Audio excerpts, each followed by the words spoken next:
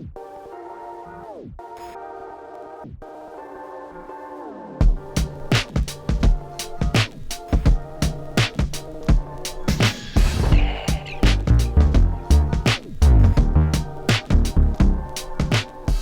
everyone, and welcome to the channel. Today we'll be reviewing the S.H.Figuarts Shoto Todoroki from My Hero Academia.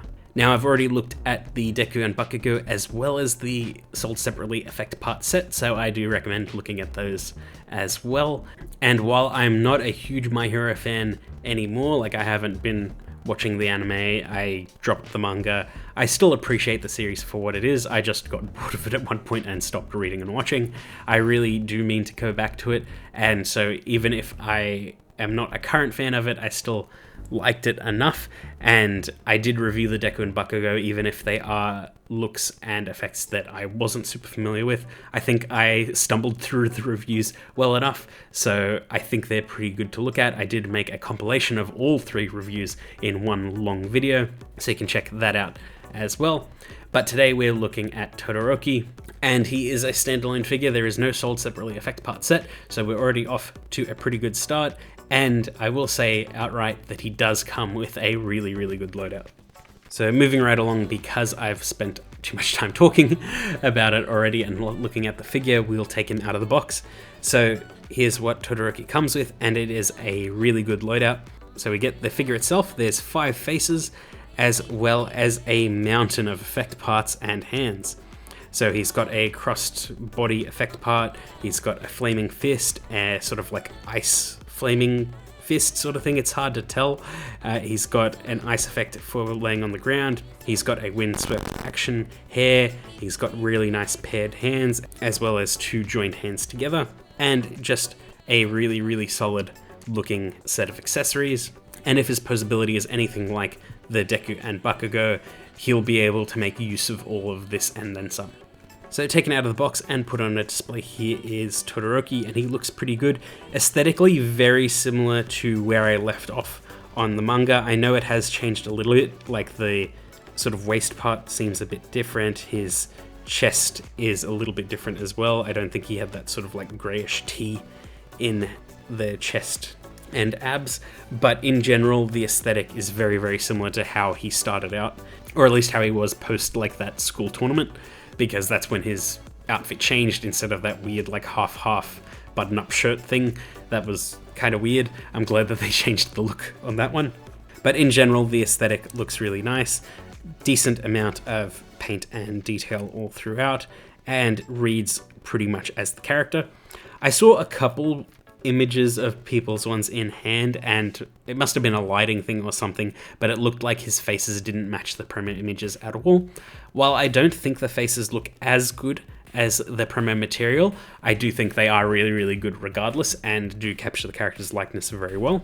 Here he is next to the S.H.Figuarts Deku, and next to the Bakugo.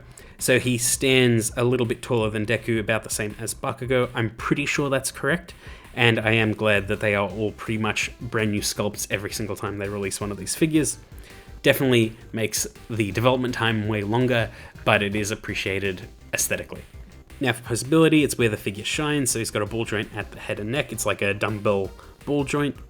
The collar is a floating piece. It is soft plastic though, and you do need to be aware of that as you pose him.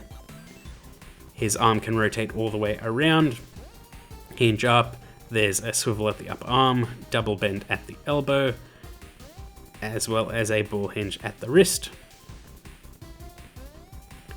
The butterfly joint is a little bit different this time around. It comes with those little parts on his sort of chest, and it pulls in and out. It doesn't give you that much range of motion. It is an interesting way to tackle butterflies, but I don't think it works too well. I thought it was going to work like the Amazing Yamaguchi ones. It's sort of like halfway there, but it looks well enough. It's got a ball joint in the chest, which allows for some good crunching and movement, as well as a ball joint in the waist, which allows for even more. His skirt pieces can move out of the side. They are floating, and he's got these little metallic pieces next to the belt as well on the front and back, which are on ball joints. can do the splits that far and kick forward and back that far. The legs are really loose on my copy. I don't know if that's a thing across the board. He can still hold poses, but they just feel really rickety, which I don't appreciate. He's got a swivel at the thigh, double bend at the knee, pivot, and hinge at the ankle and toe. It's all what you sort of expect, but the range of motion inside all of those joints is pretty good. The only really negative I have is the legs being as loose as they feel. It just doesn't feel great, and I have had the figure topple over as I've sort of placed him down because the legs buckle a little bit as you place him down, as you move him, and I don't really like that too much. In terms of faces, it's a pretty good assortment. I do think we could do without one though. So he's got a neutral face out of the box, which looks really nice. The half and half effect looks really good here. He's got a slight smiling face. He's got a teeth gritted angry face. He's got a mouth open shouting face, as well as an emotional mouth open shouting face. Really good look, asymmetrical sort of look in the eyes as well as the opening of the mouth. Looks fantastic. And in comparison, it makes the previous open mouth face look like he's just doing a slight shout. He's like, instead of ah! If that makes sense, it sort of devalues the previous face, and it sort of makes it seem unnecessary. So I think we could have had a different expression entirely on that one.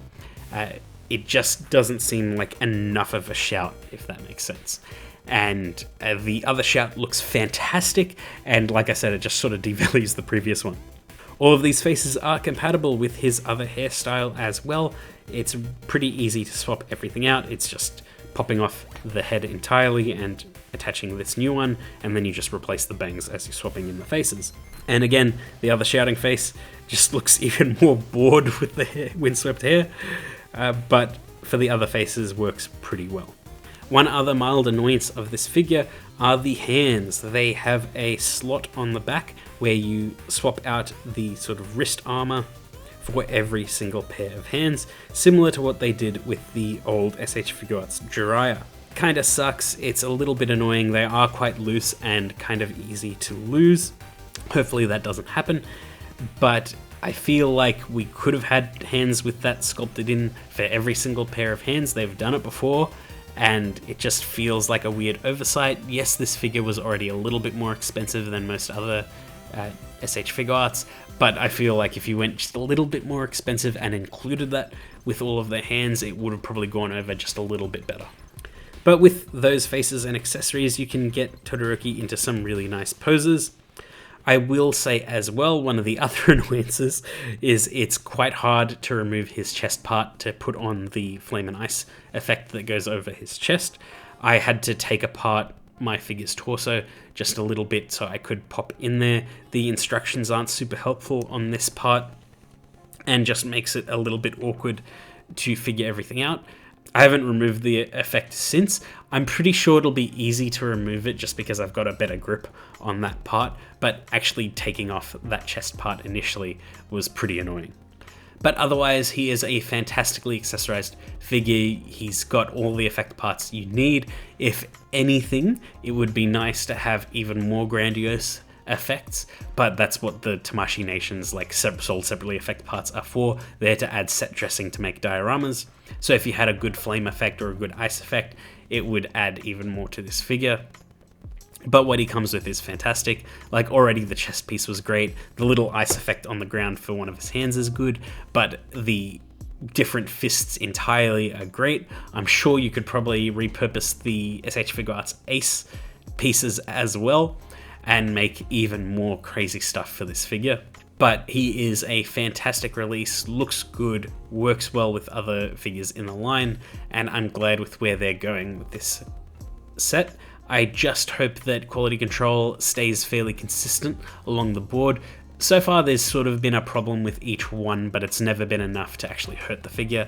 Like Deku, he's got ridiculously tight ball joints in the hands, scary to pose him sometimes. Hopefully that's fixed in the re-release.